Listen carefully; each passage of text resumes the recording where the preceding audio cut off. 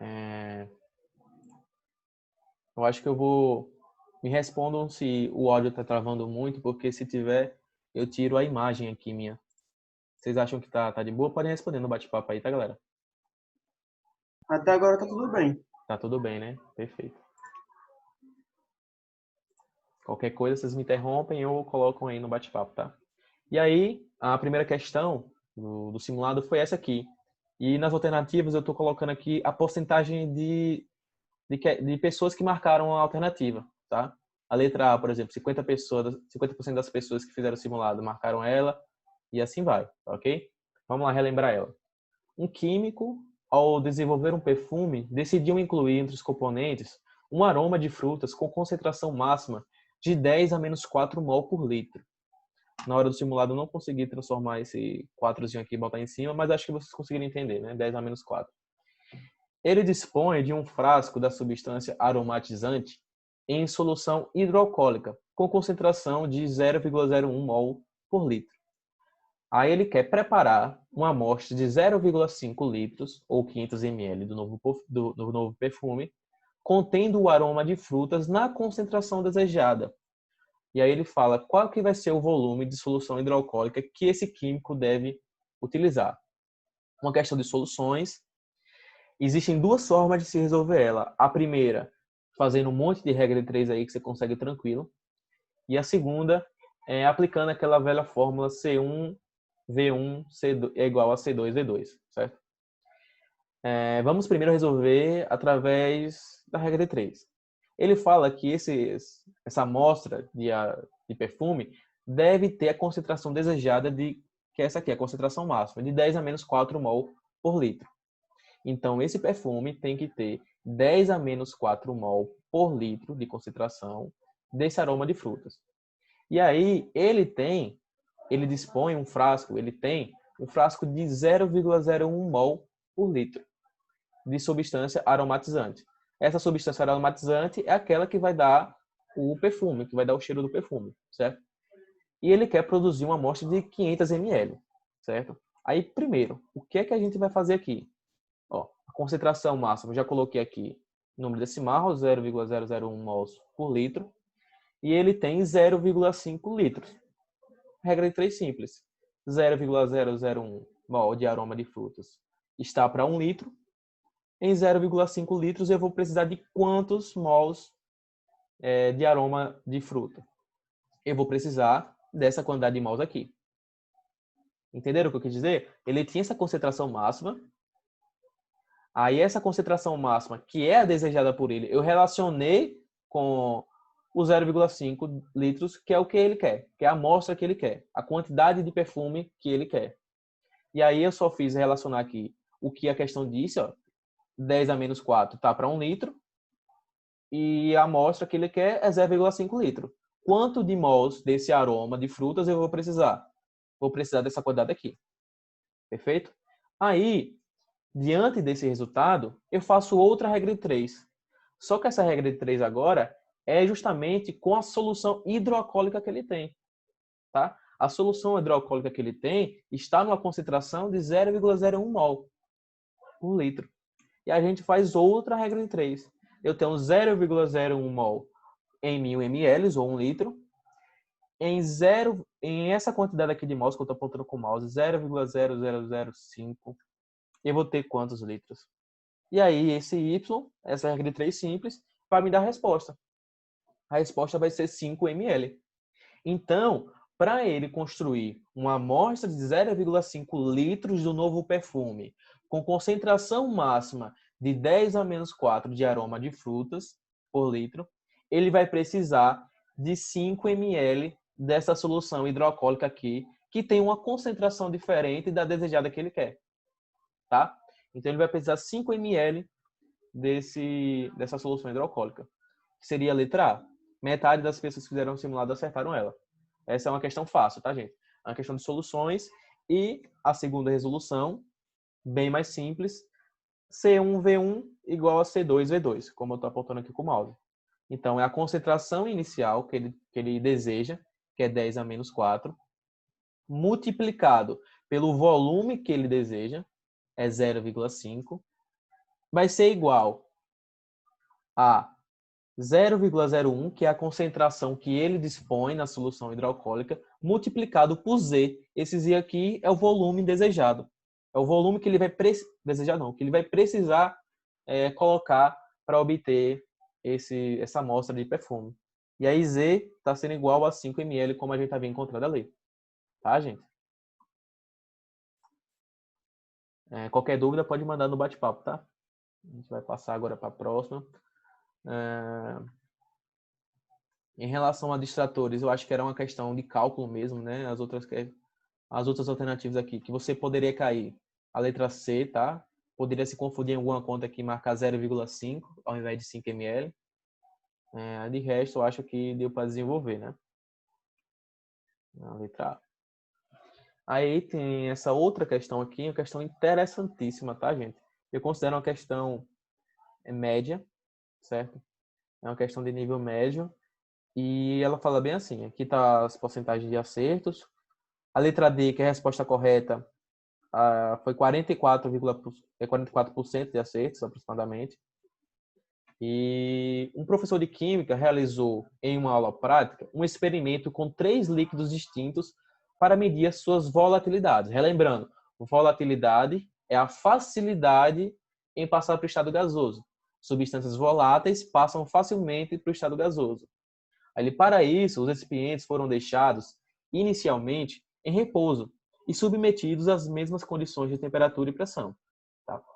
Depois de um certo tempo, observou-se que o volume ocupado por cada um dos líquidos nos recipientes tinha diminuído, conforme representado a seguir. E aí diminui aqui. Ó. O que é que isso quer dizer?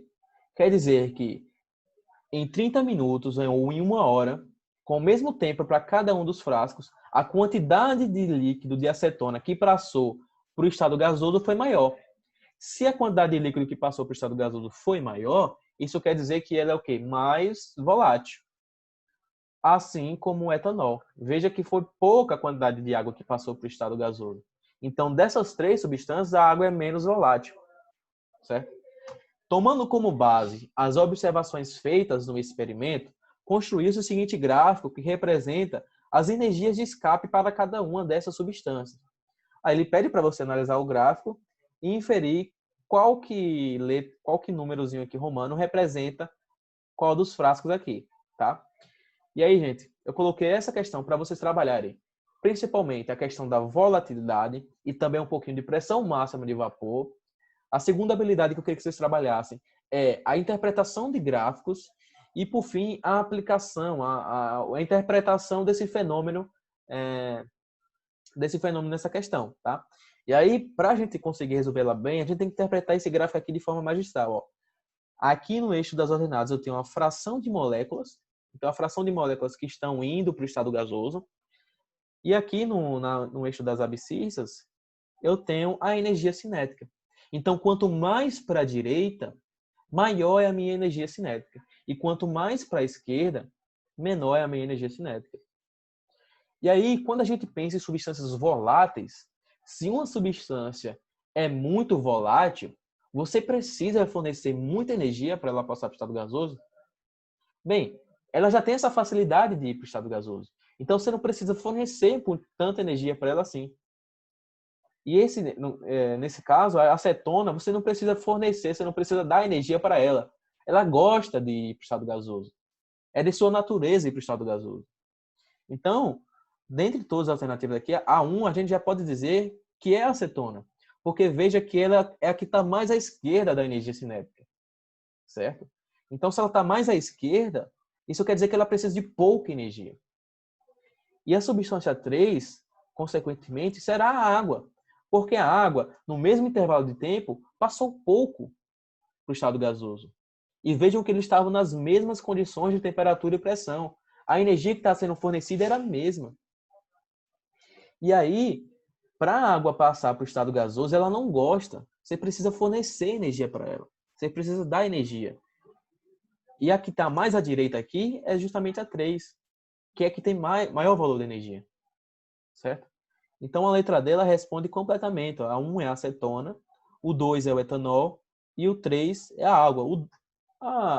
O número romano 2 dava para entender o etanol, né? Porque estava ali na região intermediária entre os dois extremos. Então, dava para eliminar, por exemplo, a B, a C e a E. Dava para ter ficado entre a A e a D, tá? E aí a maior parte das pessoas acertaram. E quem errou pode ter se confundido no seguinte. Pode ter interpretado essa curva aqui grande e, imaginando a altura maior aqui, pode ter imaginado que isso representaria energia.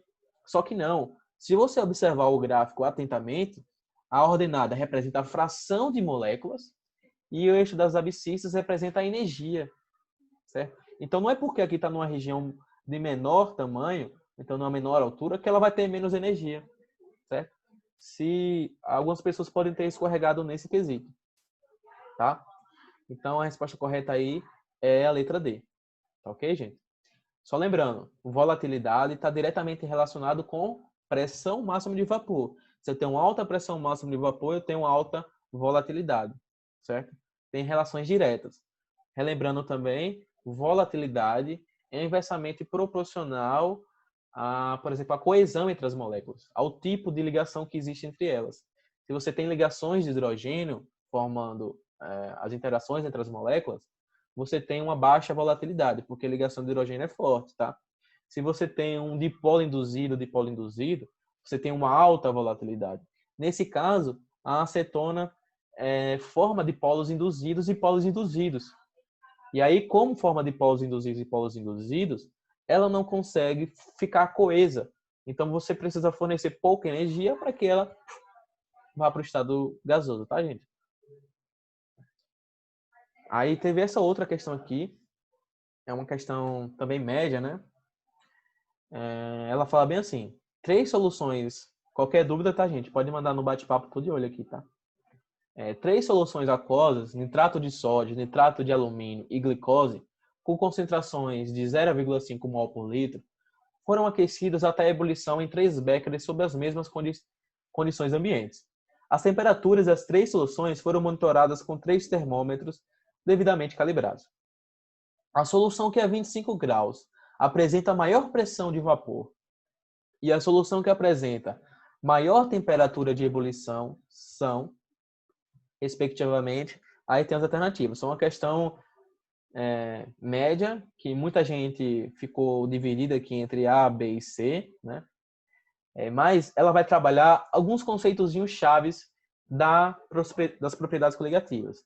O primeiro conceitozinho chave é que o efeito coligativo, seja ele eboliometria, crioscopia, osmoscopia ou tonometria, vai depender diretamente da quantidade de substâncias, de partículas que estão ali.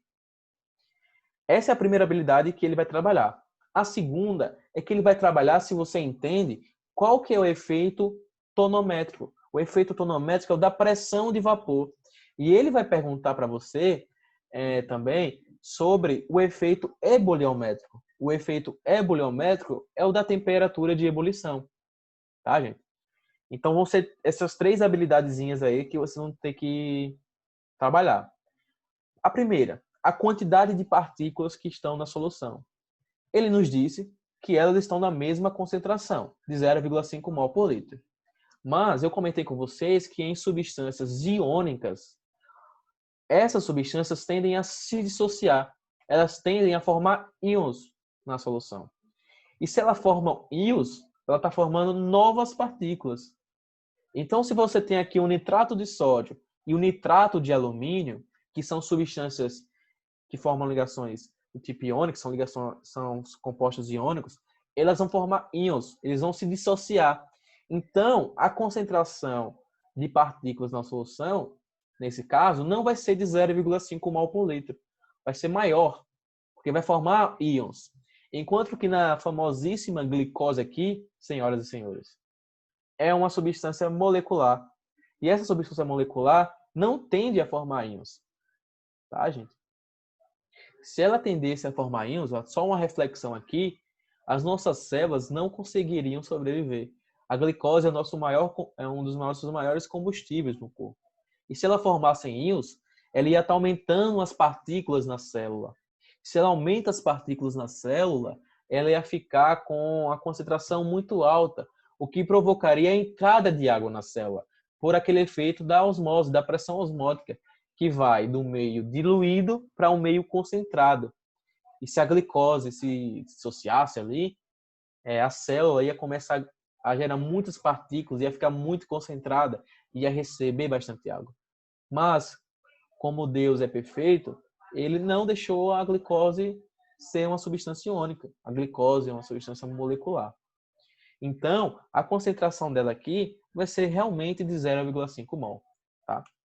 E aí eu estou colocando aqui para vocês a equação de dissociação dessas substâncias.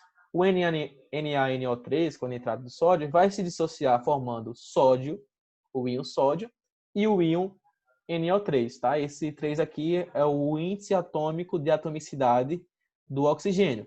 Representa que eu tenho um nitrogênio e 3 oxigênio. Eu não consegui colocar ele aqui embaixo. Tá? Então, ao invés de eu ter uma única partícula de nitrato de sódio, eu tenho duas partículas, uma de Na+, e outra de nitrato, que é o NO3. A mesma coisa com o nitrato de alumínio. Só que no nitrato de alumínio, eu tenho esse índice aqui, ó, que nos diz que eu tenho 3 partículas de nitrato. Eu tenho 3 NO3, tá? E aí, quando você joga na água, vai formar Al3+, que é o alumínio, no estado em forma de cátion, mais 3 íons nitrato. Então, eu vou ter no total 4 partículas. Se antes eu achava que era uma, eu vou ter 4 quando eu dissolver na água. E como eu falei para vocês, a glicose não forma íons, ela se dissolve completamente sem se dissociar. Se dissolve sem se dissociar. Tá, gente? Só forma aquela famosa camada de solvatação que eu comentei no início lá de soluções. Certo?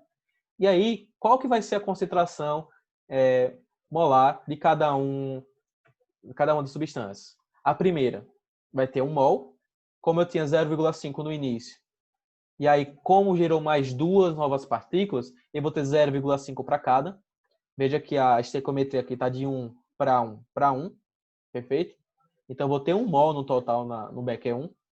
No Becker 2, eu vou ter 0,5 do alumínio mais 1,5 no nitrato. Por que 1,5? Porque é 3 multiplicado por 0,5. Tá? Então, eu vou ter 2 mols. E o Becker 3, eu vou ter 0,5 mols de glicose. Então, a gente já conclui que o Becker 2 é a mais concentrada. É o Becker que tem uma maior concentração.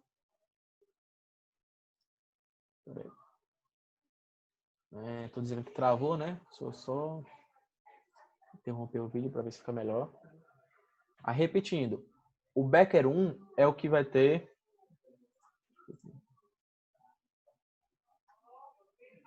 Tá melhor, galera? Agora eu desativei o vídeo para ver se...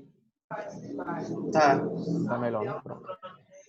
E aí, a gente viu que o nitrato de sódio vai gerar duas novas partículas, o nitrato de alumínio vai gerar 4 novas partículas, e a glicose, como Deus fez, Deus foi perfeito, criou um único mol, no caso, se dissolveu sem formar íons, gestando somente a concentração inicial de 0,5, tá? Então, eu falei para vocês que o Becker 1 vai ter 1 mol, repetindo, porque travou, 1 mol de partículas dissolvidas.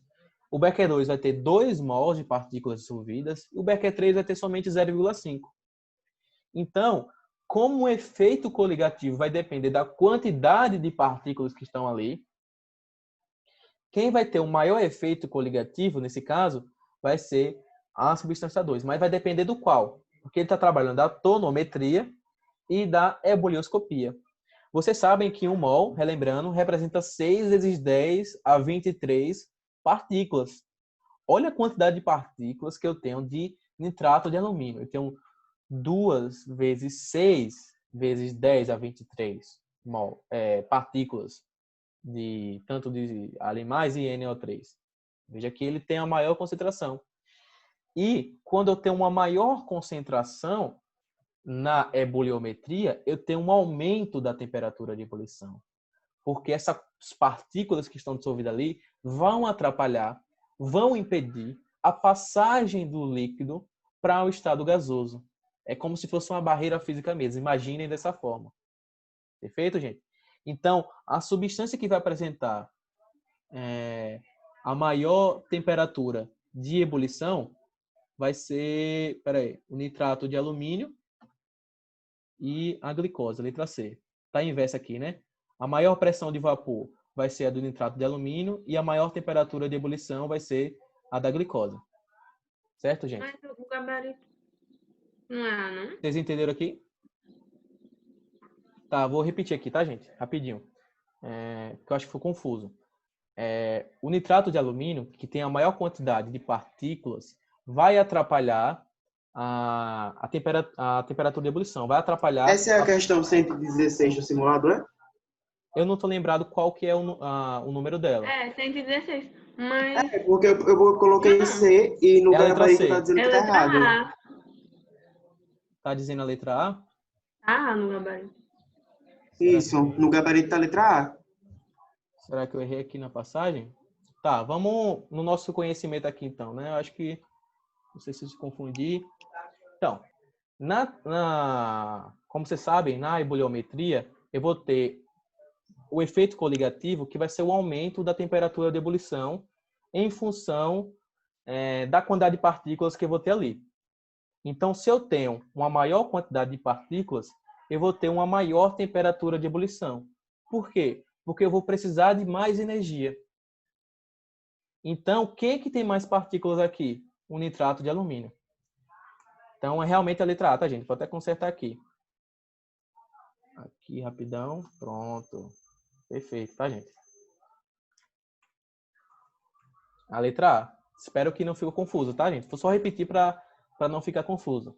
Realmente eu me atrapalhei aqui. O nitrato de alumínio, ele tem maior quantidade de partículas ali dissolvidas.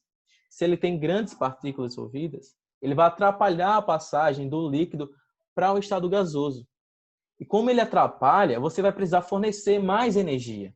Você vai precisar energizar mais essas moléculas para que elas passem para o estado de vapor. E esse aumento de energia fornecido é representado pelo aumento da temperatura de ebulição. Tá, gente? E a pressão máxima de vapor, ela é o inverso. A pressão máxima de vapor, ela representa a quantidade de partículas que estão na forma de vapor ali. O próprio nome já diz, é a pressão que o vapor do líquido exerce nas paredes ao redor. E se eu tenho grandes partículas, se eu tenho muito líquido passando para a fase de vapor, eu não tenho muita coisa atrapalhando isso. E se eu não tenho muita coisa atrapalhando isso, eu vou ter menos partículas ali. Que nesse caso vai ser da glicose, tá, gente? Então a letra A realmente é o gabarito aqui. Tá certinho lá na correção de vocês. Tá ok, gente? Aí 26,5% das pessoas acertaram ela. Podem ter se confundido também nessa questão da tonometria, da ebuloscopia, mas é isso, tá? Quando pegar uma questão dessa, o que é que tem que fazer de início? Faz a equação da dissociação logo. Faz a equação e coloca do lado a quantidade de partículas, como eu fiz aqui. Porque isso não pode lhe atrapalhar. Muita gente pode ter se atrapalhado nisso, na B e na C. Lembrem que a Enem é uma corrida de longa metragem. É uma maratona. E se você não colocar os dados certinho ali, sua cabeça dá tilt, cara. Sua cabeça fica pirada. Então, coloca os dados lá. O cara fez isso aqui na pressa, se confundiu, tá? Então, coloque isso aqui com calma, analisa, se pergunta o que é tonometria, o que é ebullioscopia, relembra o que é na mente, puxa um pouquinho do que estudou e aí consegue acertar, tá? Então, glicose tem menos partículas, não vai atrapalhar a passagem para o estado de vapor. Como não vai atrapalhar, eu vou ter muito vapor ali. Como eu tenho muito vapor, esse vapor vai exercer uma pressão. Então, eu vou ter uma alta pressão no becker da glicose. Temperatura de ebulição, nitrato de alumínio. Tem muitas partículas dissolvidas. Atrapalha a ebulição. Preciso fornecer mais energia. Aumento de energia, aumento de temperatura de ebulição. Tá, gente? Qualquer dúvida pode falar no bate-papo, tá? Essa outra questão aqui também linda, tá? A gente trabalhar um pouquinho de gráfico. E aí ele fala, durante o experimento, um químico... Deu uma atrapalhada aqui. Vou ler aqui que eu não estava conseguindo ler por causa da barrinha do Zoom. Durante a realização de um experimento, um químico preparou uma solução salina com 10% de NaCl em um determinado solvente. Em seguida, ele separou 2 recipientes, um com essa solução salina e outro com solvente, utilizado na forma pura. Entretanto, ele esqueceu em qual recipiente estava o solvente puro, né?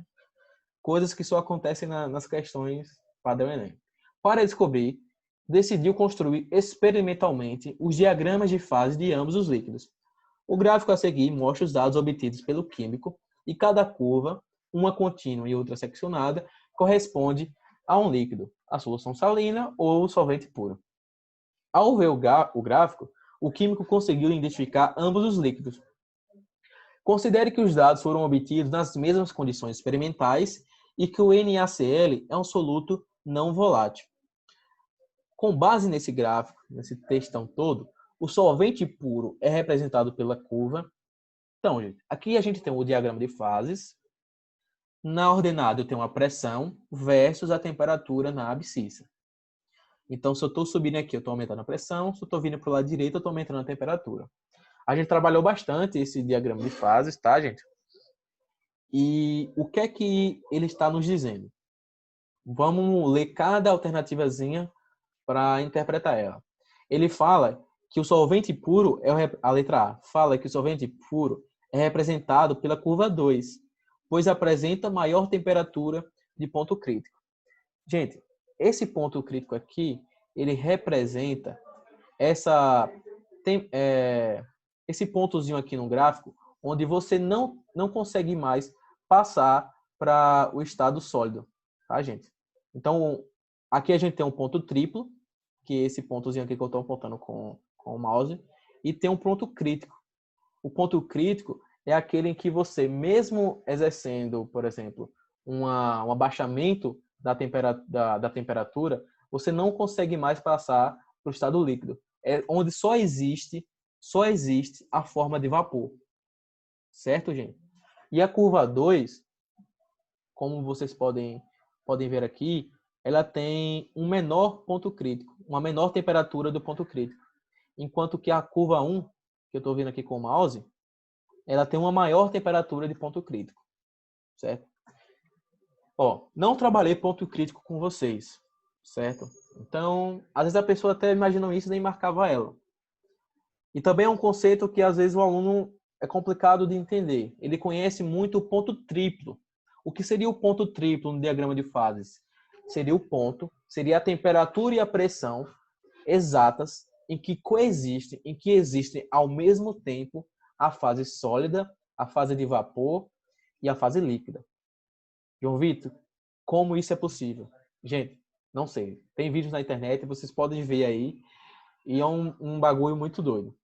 O líquido fica assim, na fase de vapor, de líquido, vai passando e meio que fica tudo ao mesmo tempo.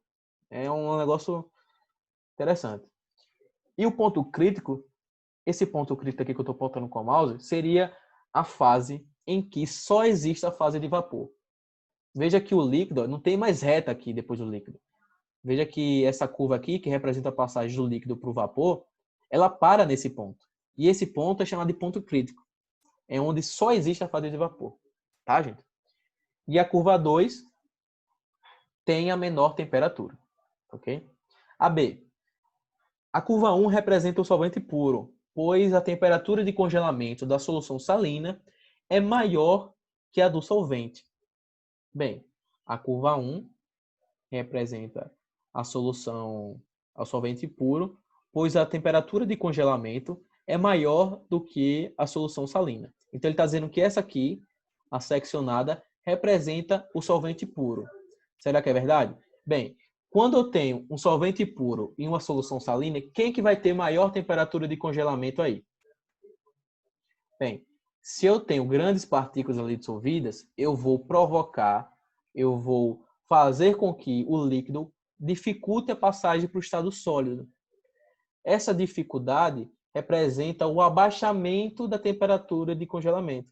Então, vou precisar retirar mais energia do líquido. Eu vou precisar retirar energia porque essas partículas estão dificultando. Então, na solução 1, realmente você precisa ter uma temperatura de congelamento maior, a temperatura de congelamento maior do que uma da solução salina.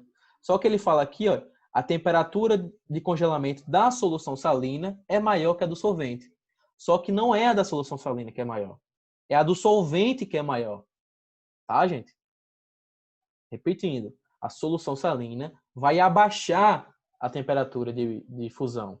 Por que vai abaixar? Porque você precisa retirar mais energia para passar do estado líquido para o estado sólido, certo? O solvente puro ele tem uma maior temperatura de fusão, a maior temperatura de congelamento, tá?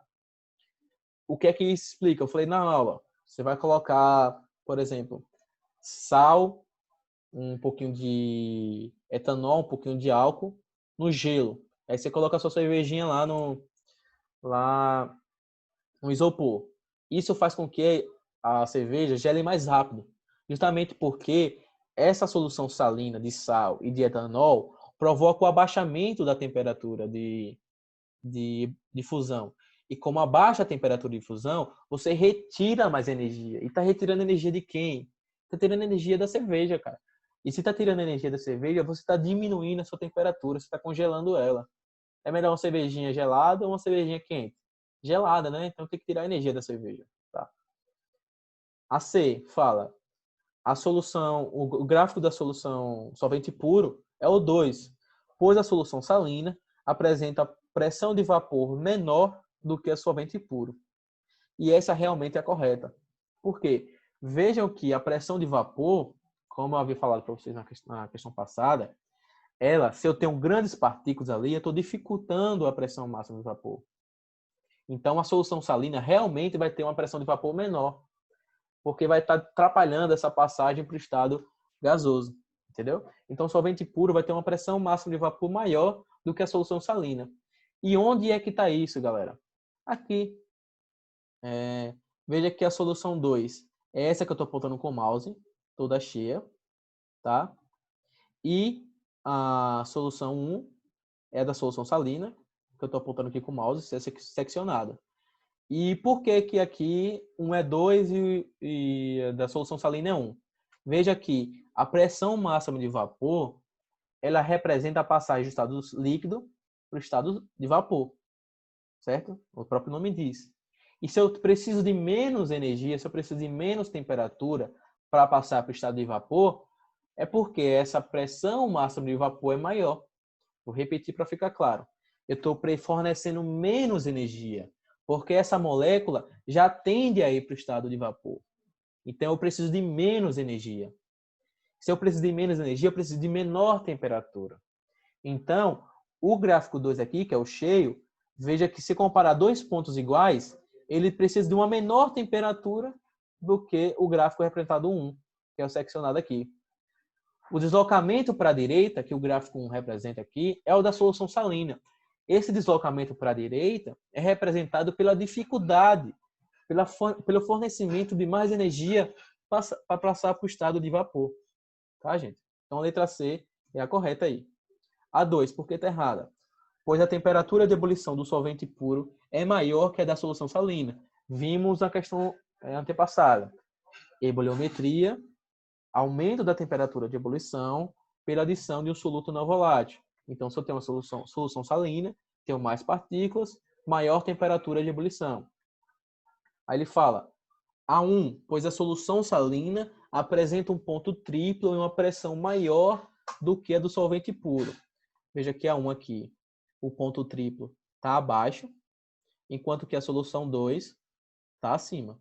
Então, o ponto triplo dessa solução 1 aqui, mesmo que fosse a do solvente puro, não tem uma pressão maior, tá, gente? Tem uma pressão menor.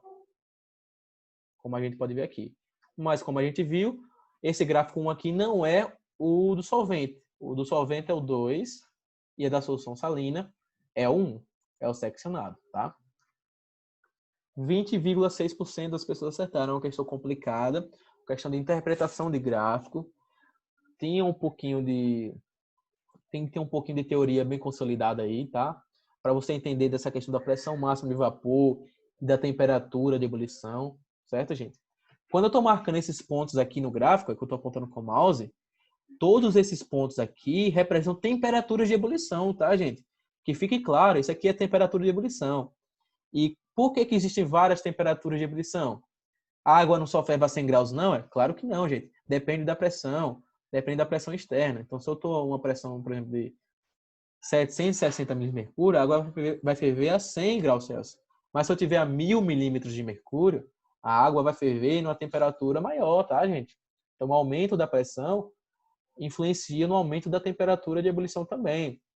Esse gráfico aqui representa grandezas que são diretamente proporcionais, tá? Uma outra interpretação aí.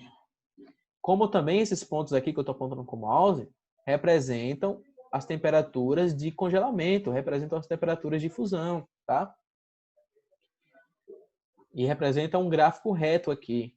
O aumento da temperatura é um gráfico, no caso, descendente, que são grandezas inversamente proporcionais, porque o aumento da temperatura está diminuindo a pressão, entendeu? Então, a passagem do estado líquido para o estado sólido, ou seja, a temperatura de fusão, essa linha, esses pontos aqui, são grandezas inversamente proporcionais, tá? Enquanto que os pontos de temperatura de ebulição são grandezas diretamente proporcionais, tá? Por isso, quer que explique isso aqui que eu falei na aula? Aquela questão do patinador de gelo. Se eu estou exercendo a pressão ali, eu estou fazendo com que a água passe para o estado líquido com mais facilidade. Por que ou para o estado sólido com mais facilidade? Por que isso ocorre? Porque eu estou diminuindo, estou exercendo uma pressão aqui, e quando eu exerço uma pressão, eu diminuo a temperatura. São grandezas inversamente proporcionais. Aumento da pressão, diminui a temperatura, passa para o estado sólido.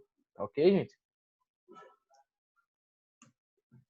A última questão que eu mandei lá para o simulado foi essa questão aqui, que eu considero uma das mais difíceis da prova, certo? Na verdade, vamos dizer assim, de média para difícil, eu considero a mais difícil essa daqui. Peraí. Essa daqui, apesar de ter um acerto alto, o que é bom, eu considero uma questão difícil, mas se fosse no TRI ia ser fácil, tá? Mas pensando em conceitos, pensando em conteúdo, é uma questão que precisava de um pouquinho de interpretação maior, como também desse outro gráfico aqui que a gente revisou agora. As duas questões mais difíceis. Mas essa daqui teve uma quantidade de acertos baixa, mas não era uma questão tão complicada assim. Vamos lá ver ela. O leite de origem bovina é uma fonte importante de alimentação para os brasileiros, pois ele fornece condições para o rápido crescimento muscular, ósseo e endócrino do ser humano. Fonte de cálcio, né? Fonte de várias proteínas também. O leite é importante. Aí ele fala, a adulteração do leite a partir da utilização de água, entretanto, vem sendo uma prática comum entre os produtores e comerciantes desse produto.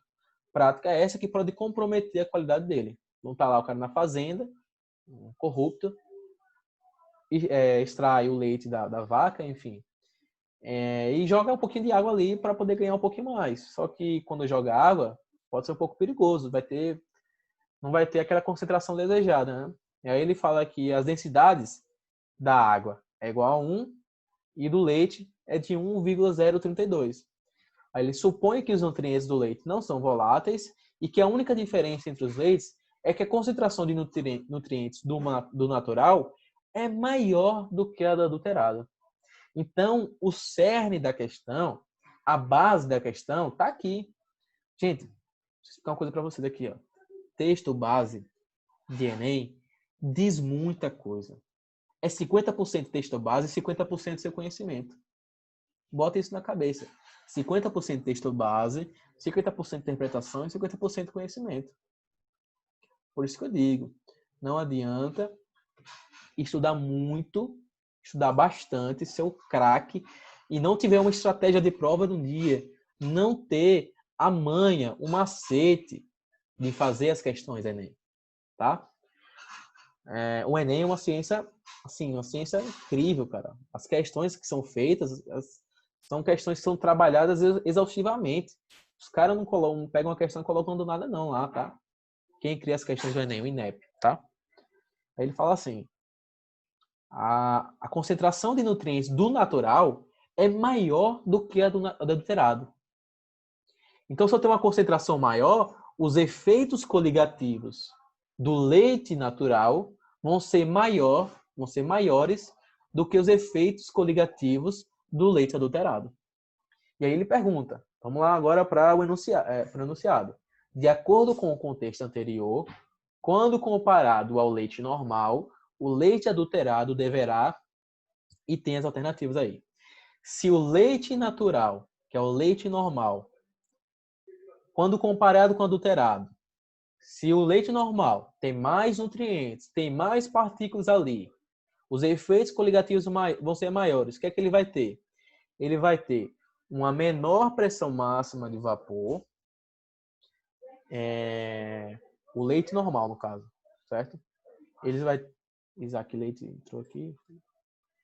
O leite normal vai ter uma maior concentração de nutrientes em relação ao adulterado.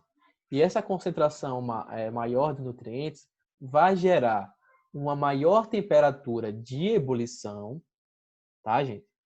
Vai gerar um abaixamento da temperatura de fusão ali e vai gerar uma menor pressão máxima de vapor. Tá ok, gente? E aí, tá ok para vocês a interpretação? Vocês podem responder no bate-papo aí, tá, gente? Aí a letra A fala: deverá possuir uma maior densidade. Gente, se eu tenho algo que é natural, que está na sua concentração normal, aí eu vou lá e jogo água.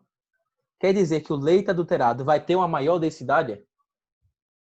Gente, o leite adulterado, o cara jogou água lá. E veja que a água aqui, ó, eu disse, texto base é 50% da questão do Enem. Tá aqui no texto base. Ó. Água, densidade 1, e leite, densidade de 1,032. O cara jogou água ali. Quem é maior aqui? Leite. Quem tem maior densidade? Leite ou água? O leite, gente. E o cara tá jogando uma substância que tem uma menor densidade que o próprio leite. Então, se o cara tá jogando muita água ali, o cara tá diminuindo a densidade do leite. Vocês acham que quando vocês vão num posto de gasolina ali, vai colocar uma gasolina, um etanol, que aí vocês veem lá na bomba de combustível, um densímetro. Aquele densímetro ali é para comprovar que o etanol ou que a gasolina não está adulterada. E aí a densidade consegue nos informar isso. Porque, por exemplo, se eu coloquei uma outra substância ali, se eu coloquei água na gasolina, a densidade já vai estar diferente. E essa densidade diferente nos indica que houve adulteração. E quando eu jogo água no leite, eu estou diminuindo a densidade desse leite. Tá, gente? Até porque água não tem nenhum nutriente ali. Enquanto que o leite tem várias outras coisas. O leite tem cálcio, o leite tem caseína, que é uma proteína muitas vezes usada para fazer cola. O leite tem várias outras coisas ali envolvidas, tá? Então, a letra A, fiquei triste porque muita gente marcou ela, mas estava no texto base. Questão Enem, 50% texto base, tá? Aí a B, possuir a mesma pressão osmótica. Gente, se eu tenho diferentes nutrientes, diferentes concentrações, as pressões osmóticas terão que ser diferentes. Não pode substâncias com concentrações diferentes terem a mesma pressão osmótica. Tá? Fiquei feliz que pouca gente marcou. A C, apresentar menor pressão de vapor. Gente, quem é que vai ter uma menor pressão de vapor aí? O leite normal. O leite normal tem muitos nutrientes ali dissolvidos. Se tem muitos nutrientes ali dissolvidos, dificulta a passagem para o estado de vapor, certo? Então vai ter uma menor pressão osmótica. O leite adulterado não vai ter uma menor pressão osmótica. O leite adulterado vai ter uma maior pressão osmótica. Porque o leite adulterado, ele vai ter menos partículas ali dissolvidas. Ele falou aqui no enunciado, concentração de nutrientes do natural é maior que o adulterado. O adulterado tem menos nutrientes. Se tem menos nutrientes, a passagem para o estado de vapor é fácil. Não é tão difícil assim. E aí a letra D. Vai congelar em uma temperatura maior. Perfeito, né, gente? O que é que acontece com o leite normal? Tem muito nutriente ali, é o efeito criométrico, que é o abaixamento da temperatura de fusão. Como eu tenho muitas partículas ali, a temperatura de fusão, a temperatura de congelamento do leite é diminuída. Enquanto que o leite adulterado, que tem poucos nutrientes ali, ele vai congelar numa temperatura maior. Então, vamos supor, leite normal congela a -4 graus Celsius, o leite adulterado vai congelar em -2, em -1, em 0 graus Celsius. Então, ele tem uma temperatura de congelamento maior, tá? Só lembrando, tá, gente, para não ficar confuso. Temperatura de congelamento e temperatura de fusão, mesma coisa, tá? Só são em direções opostas. E aí a letra E, mais um absurdo, entrar em ebulição na mesma temperatura, né? Não. Concentrações diferentes, temperaturas de ebulição também diferentes. Ok? Do simulado foi isso. Qualquer dúvida podem mandar para mim agora. Eu vou utilizar aqui a letra D. Vou utilizar esses 5 minutinhos que faltam, se vocês não tiverem dúvida, para a gente resolver, tentar continuar aqui a parte de termoquímica, tá? Vocês podem mandar aí num bate-papo alguma dúvida das questões.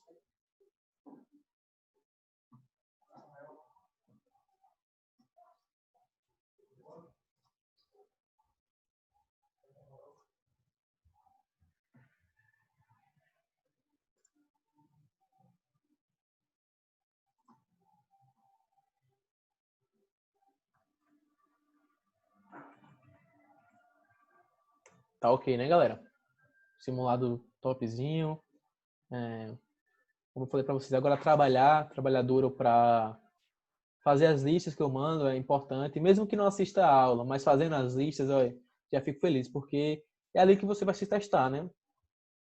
E às vezes eu entendo também quem não assiste, às vezes, as aulas, né? Porque eu também, às vezes, selecionava algumas aulas para trabalhar muito minhas eficiências. Então, se eu sinto que estou bem numa matéria, às vezes o cara fica meio relaxado nela e vai para as outras. Isso é normal, vestibulando. Agora tem que ter uma autoavaliação boa e também tem que entender as consequências disso, né? Agora não pode deixar de praticar, né? As questões estão lá, as questões estão lá para ser feitas e as questões estão lá para você evoluir nelas, né? Gente, o maior aliado do vestibulando, toda vez que eu falo gente, já vem uma coisinha, né? O maior aliado do vestibulando são as questões. Não, assim, questão é a base do estudo do cara, né? Não estou dizendo para você ficar fazendo questões avoado, não. Eu estou dizendo para você trabalhar bem elas. Que você trabalhando bem, você consegue evoluir mais rápido, tá? A gente tem 4 minutos e na última aula a gente falou de calor de neutralização, certo? A gente vai iniciar agora o que seria a energia de ligação, certo? É uma parte da termoquímica que vai estudar o calor envolvido nas transformações das substâncias e envolvidas nas suas ligações químicas. Tá travando. Tá melhor? Peraí. Tá melhor agora, gente? De vez em quando a minha internet fica aqui instável. Complicado. Pronto. A energia de ligação, ela vai nos dar a base, a variação de entalpia. Oi, pode falar. Sumiu?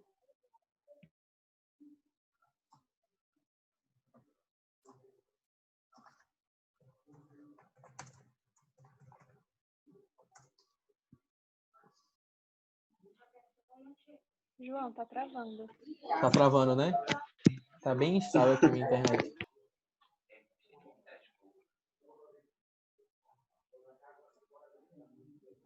Será que vai voltar bem? Deixa eu ver aqui. Tá melhor agora, gente? Passagem de som, A, B, B, B. Agora.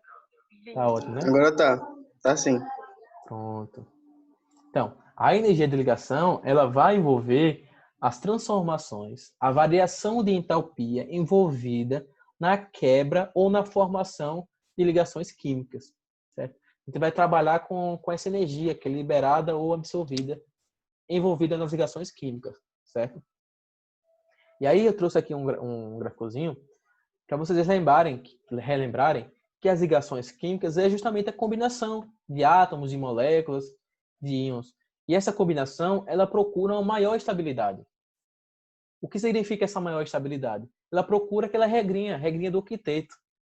A química está totalmente interligada, gente. Não tem nada solto, tudo muito muito interligada. Então, as substâncias procuram se ligar para ficar estáveis, para procurar estabilidade, através dessa regra do octeto, né? E aí, a gente precisa entender que quando eu quebrar uma ligação química, quando eu quebrar, por exemplo, uma ligação entre o hidrogênio e o cloro, eu vou precisar fornecer energia. E se eu estou fornecendo energia, estou fazendo um processo endotérmico, certo? E quando eu separo substâncias que antes estavam ligadas, que antes estavam estáveis, eu estou deixando elas separadas e estou gerando instabilidade. Elas não estão mais na forma do octeto. Então, essa quebra de ligação forma substâncias que são mais instáveis. Por isso que elas absorvem energia. Quando ela absorve energia, ela fica mais vibrante, fica mais alegre, vamos dizer assim, né? E aí, como ela fica mais vibrante, ela fica mais instável. Ela quer reagir. Ela quer sair dessa condição. É uma molécula que não quer ficar sozinha. Ela não gosta de ficar isolada das pessoas. É uma molécula que gosta de ser sociável, de se amarrar com outras substâncias, para adquirir estabilidade.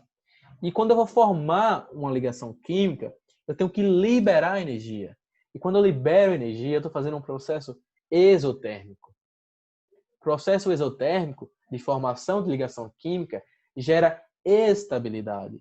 Estabilidade pela regra do octeto. Certo?